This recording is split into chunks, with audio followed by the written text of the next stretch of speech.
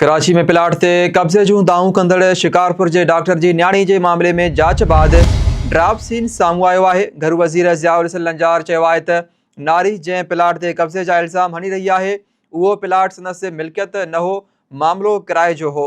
यादि रहे त गुज़िरियल ॾींहुं डॉक्टर विजय कुमार जी पोटी चांदनी कुमारी प्लाट ते मुबैना कब्ज़े ख़िलाफ़ एहतजाज कयो हो। वीडियो वायरल थियण बाद घरू वज़ीर ज़ियाउल हसन लंजार नोटिस वठंदे SSP खे जांच जो हुकुम ॾिनो हो।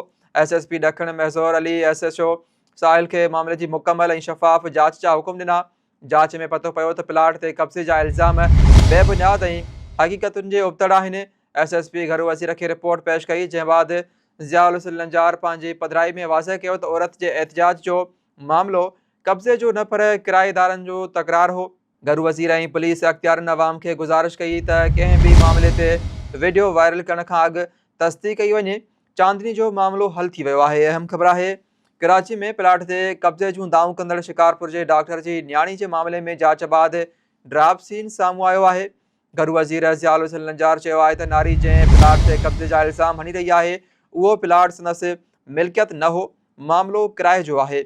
यादि रहे त गुज़िरियल ॾींहुं डॉक्टर विजय कुमार जी पोटी चांदनी कुमारी प्लाट ते मुबैना कब्ज़े ख़िलाफ़ एहतजाज कयो हो। वीडियो वायरल थियण बाद घर वज़ीर ज़ियाउल हसन लंजार नोटिस वठंदे SSP खे जांच जो हुकुम ॾिनो हो।